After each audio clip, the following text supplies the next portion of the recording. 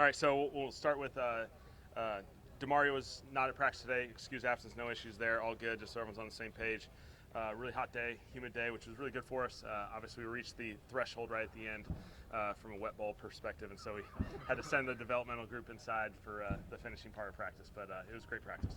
Have you had a practice that hot before? Like, do you remember one at different levels? Was this crazy hot or was it normal? It was really hot. Obviously, that's what it is. Every once in a while during training camp, every place you've been, you're going to catch a few hot days, and this was one of them. And so for our guys, it was good. Kellen, what do you kind of hope you see at this competition behind Alvin, running back? It's like you got a lot of guys with some good experience. Yeah, we got a nice blend. Some guys who've been in this league for a number of years, who've contributed at high levels that we're excited to see, and some younger guys. And so for those guys, it's going to be just a matter of taking advantage of those opportunities. Running backs, having games has a big component of it, just because of the component of tackling and breaking tackles and all that. But he's done a good job. Now, how much did you look forward to putting the pads on tomorrow? Yeah, that's a big part. Ultimately, that's what we're building towards. This whole entire offseason program has been built to the point where you're actually in pads, and that's ultimately how you play this game. And so it'll be good. It'll take a few days for our guys to get used to it, because it's been a long time for a lot of these guys. It's January or February that they were last wearing pads, and so there'll be an acclimation period a little bit, just getting used to that, getting the pad level low, kind of the physicality and the finish. What about Chase so far throughout training camp? I mean, we know obviously him with this new scheme and whatnot, but are you kind of starting to see it pay dividends a little bit with what he could be in this scheme? Yeah, you're seeing it. He's an excellent player. Obviously, we know that part of it. I think his ability to play on the edge is going to be a huge advantage. His ability to play a number of different ways. I think he can set the edge really, really well. He's got explosiveness in obviously the pass rush game, and so he'll be a big part of this defense. With your evaluation of the quarterbacks today, and then just in general, are they about where you hoped they would be 4 days in? Yeah, I think there's going to be highs and lows for all of them. There's going to be some good moments. There's going to be some rough moments that we get to learn from, and that's part of what training camp is about. And so I think anytime you come off an off day, there's a little bit of get back into it. I think it's good for our guys to get used to that. You have 3 really good days, you have an off day, and now you kind of got to hop back into it and start fast. And so all of our guys can get used to that rhythm and routine, because that's how the season's going to go. You've mentioned the off days or the building from setbacks, the interceptions, bad passes. Is that sort of always been your philosophy to use the worst rep to build on? Well, certainly, I think those are the ones you're going to grow most from. And I think for our guys, handling those are probably just more important than handling all the highs. And so there's a time where you're going to reach a point where you're just going to have a ton of highs. You're going to have to handle that as well. But those guys got to learn from some things, and they got to have first level experiences, go through some things, and navigate it. Was taking Tyler over to the other field with I think it was the threes today. Mm-hmm. Is that just because you're trying to get as many reps as you can with these guys? And Yeah. We did a 2-spot drill, and we'll do those on occasion throughout camp. It's just a way of maximize as many reps as we can while not being out here for 3 hours. And so it's a chance for us to get 8 reps, and by doing on 2 fields we get 16 reps. Kellen, it seems like Danny Stutzman's been making plays and then getting some snaps with the ones. Is that predetermined as you go into camp who's going to get in with the ones, or do you earn that? Has he earned chances to play with the ones? Well, certainly, like every position, especially early in training camp, we're going to rotate these guys as much as we can. But I will say Danny's done an excellent job. Big time interception today. Mash up on a receiver in the middle of the field, and kind of has great awareness and feel, and he matches the routes really, really well, and made a big time play. And so he's just been making a bunch of consistent plays like that, and they've been showing up a ton.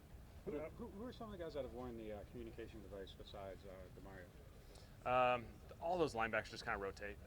They'll all have different opportunities there. We'll see. The play from Julian Blackman in here, and what you've seen from him so far. For a guy who showed up just a couple days ago and just hops in and plays defense and is communicating at such a high level, it shows the experience and the high football IQ that he has. He's a big-time player. Again, when the transition happened, Tyron ended up deciding to retire. We'd been kind of in communication with Julian for really most of the offseason as we kind of went through this, and so when the opportunity presented itself, it felt like a win-win for both sides. I think Staley said. I'm sorry, is that unusual that a guy like him would still be on the market in the middle of the summer? We obviously feel fortunate. He's a big-time player. He's contributed in a lot of different ways. Everyone's going through different situations. Sometimes you're waiting for the right opportunity from a player perspective, just making sure you put yourself in the best position moving in for the season. And so I think this thing's going to work out great for all sides. It sounded like Staley said something like, I waited 5 years for that. Is he a player that he wanted like a long time ago? Like, did he bring that up to you? Or? Brandon certainly, yes. You know, we got 3 Utah guys. They played big time football at Utah, especially on defense for a really long time, and so you know, we're fired up to get them. Kellen, do you have any certain plan with going live? I mean, will you do live tackling with the physicality now ramping up? We'll see potentially as this thing progresses towards the tail end when we get into some scrimmage settings right before the Chargers. We may get into some live stuff, but you know, not tomorrow. How about the rotation of the quarterbacks? Is Tyler going to be the first with the pass tomorrow? Yeah, we'll just keep talking through it, and we'll continue to rotate these guys as much as we can. And Spencer today, I mean, he had a nice, dump off pass to Alvin for a touchdown off the blitz. I mean, is that kind of indicative of him kind of growing, in this offense, like being able to recognize things and stuff along those lines? Yeah, I think Spencer is a really decisive, gets the ball out of his hands really quickly. He's very, very confident in that form, and so he does a really, really good job. And I think that's one thing that you certainly recognize with him. When he sees a blitz, he gets the ball out of his hands, he finds the completion. He's done a nice job from that standpoint. The 2 words that players have used throughout camp to describe your process are calculated and confident. Do you feel like the preparedness breeds the confidence, or do you think that trickles down when the players don't have to think about it as much?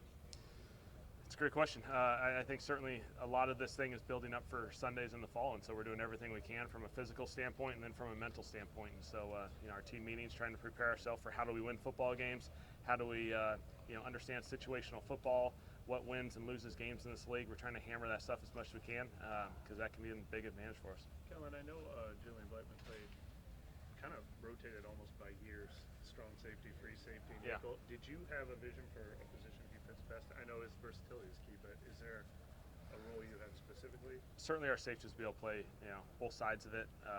You know, Justin naturally plays down a little bit more, and so Julian will play back a little bit more, if percentages told you.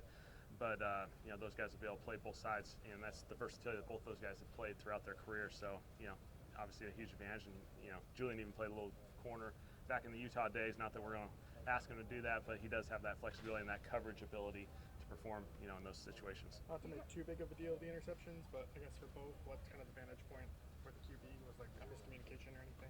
Yeah. I think, you know, I'm an offense guy, but we got to say 2 really good plays on the defensive side. I thought both guys just made really, really good plays from a defense perspective.